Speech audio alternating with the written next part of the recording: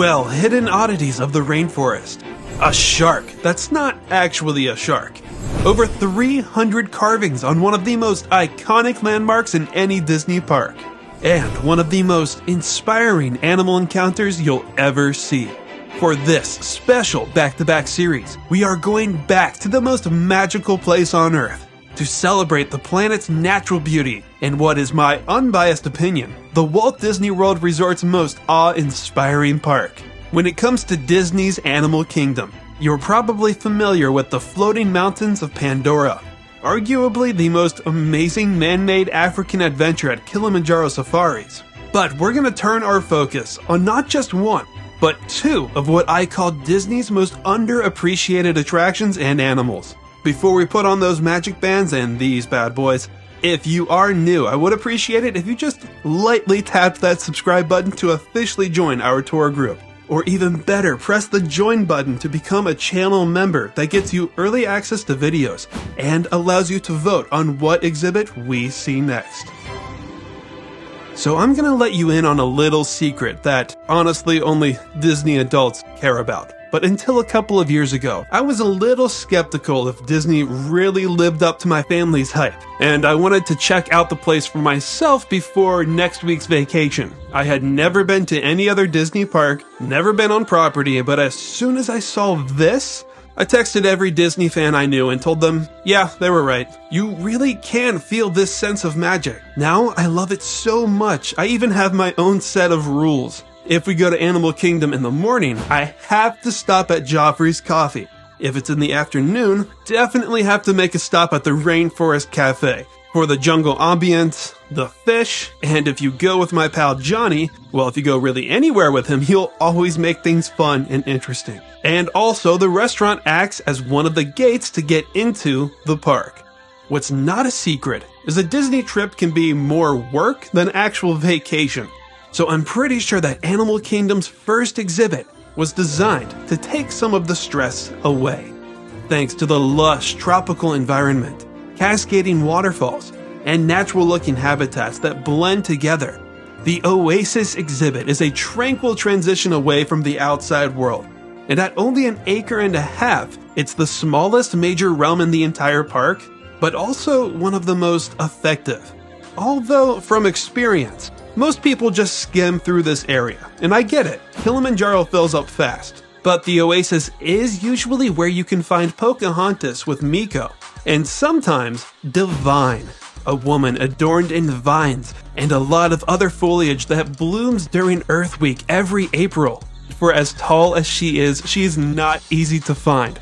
But once you do, it's almost impossible to look away from her, although she can't say the same about you. Because apparently she never makes eye contact. As for why you really want to take your time in the Oasis, there's 9 tropical-themed habitats, home to nearly 40 species, and more than half of them are waterfowl. This area has no geographical theme, so almost every exhibit is a mixing pot of feathers from every continent but Antarctica. We won't get to know them all today, but I can give some extra attention to what I think were the standout species, like the gorgeous black-necked swans. They're graceful swimmers, very protective parents, but are best known as the largest native waterfowl in South America. Barnacle geese are small black, cream, and white waddlers that fly thousands of miles from Europe to territories in the Arctic to breed every year, and they're named after a medieval myth that says this goose hatches from barnacles each autumn. Orinoco geese from South America are mostly terrestrial or live on the ground like this, but also nest in tree cavities. It's actually not a true goose, but a member of the shell duck family. And then lastly, we have another goose, but it's also one of the most special birds you could ever see. Compared to a lot of waterfowl, the nene has less webbing in its toes, perfect for walking on rough, hardened lava. Now that's a pretty handy feature for a bird that's only found in Hawaii. It's widely believed to have evolved from Canada geese that made their way to the islands over 500,000 years ago. Today, the nene goose isn't just Hawaii's state bird. Its population stands at around 3,800, making it the rarest goose in the world. While the Oasis is very feather-focused, you should also be on the lookout for creatures with fur. Our first mammal is... Well, I just realized that we saw them and a lot of other animals in this two-part series last week, but whatever. Our first mammal is incredibly difficult to find because their exhibit is so lush. The Reeves muntjac, a species of deer that's super sneaky and super small, and known for barking when they're alarmed. They're native to China and Taiwan, but thanks to introductions, they've made themselves right at home in parts of Europe and Japan. Like any other deer, bucks have antlers, but what's wild is both bucks and does have long upper canine teeth. The bucks are so long that they stick out of their mouths, and these so-called tusks are mostly used for offense, defense, and to show off to the ladies how good they think they look. Now, if you thought that was incredible, nature created something even more eccentric, and it also has to do with teeth.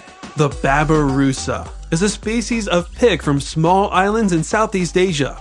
Now, just in case you have never seen one or have never even heard of one, you're looking at females. And like most pigs, they're not exactly famous for their chompers. Males, on the other hand, have dental situations that are similar to the muntjac. But rather than have fangs or tusks that curve down comfortably out of their mouths, domestic kune-kunes and bearded pigs, for example, have tusks that go up and out. Babirusa males have 4 prominent tusks that not only curve upwards, but 2 of them pierce right through their skin on the snout. And that's why their name translates to deer pig or pig deer, because these enlarged canine teeth sort of resemble a deer's antlers. I did make a simple map for you all to make it easier to follow along, since it is hard to explain the pathway of the Oasis. It's essentially a loop, and now we are turning left at the top of the circle, taking a break from the fur, and highlighting the trail's first and only scales. Scales that are on an iguana. Iguanas are no stranger to Florida, but if you want to find the rhinoceros iguana in the wild, you have to go to Hispaniola, an island between Cuba and Puerto Rico. And I think I'm starting to see a pattern here. Almost all of the non-birds in the Oasis have something special going on with their head or mouth regions. You can probably guess, but rhino iguanas are named after the small horn-like structure or structures on their snout. This time, they're not teeth, not actual horns, but enlarged bony scales. Now that I think about it, I don't think I've ever seen the iguana. Pretty sure all of that was filmed by Johnny. My last time through, though, I also didn't see the channel's very first Tamar wallaby. They were one of the first Australian marsupials to go through genome sequencing and are adapted to drink seawater. Unfortunately, its signage was missing, which is a pretty good indicator the animal has been moved or phased out. But I did get word on Instagram that you could see the return of a wallaby in the Oasis very soon. In the meantime, part of their habitat was occupied by our last waterfowl of the day, the Cascaroba swans. Off the top of my head, I had trouble remembering whether or not it was a swan or a goose, and I was reminded that I wasn't wrong or going crazy for questioning it. They are in their own genus, and not classified as a true swan. They're smaller than true swans, have completely feathered faces, and their feet are closer to the front of their bodies. So I guess the point that I'm trying to make is, they do anatomically look like a goose. And our last stop of the day is, yes, once again home to another creature famous for both its weird-looking mouth and head, the giant anteater. Of all the species in this animal kingdom, I think they fit in this magical land more than any of them. First of all, it's the largest of 4 anteater species, by a lot. It can grow 7 feet long, including the tail and its snout. Now, people don't ask why the long face for no reason. That nose gives them a keen sense of smell that's nearly 40 times more sensitive than ours, which makes up for their bad hearing and eyesight. Their head is about a foot long, but their tongue can be 2 feet long. And, well, you already know what it's for. Slurping up ants, termites, and other invertebrates. Up to 30,000 in one day. And that will do it for the perfect welcome to Disney's Animal Kingdom. It's lush, peaceful, a tropical retreat full of surprises. And so if you've never been, you plan on visiting or going back, I hope this video showed you what you could be missing if you don't take your time to look around and appreciate everything that the Oasis offers. The next time we all get together as a group, we'll move from the tropics onto Animal Kingdom's version of Main Street to explore and say hello to what I think are the park's other underrated and underappreciated residents. So until next time, please stay tuned, stay wild, and thank you all for watching Zoo Tours.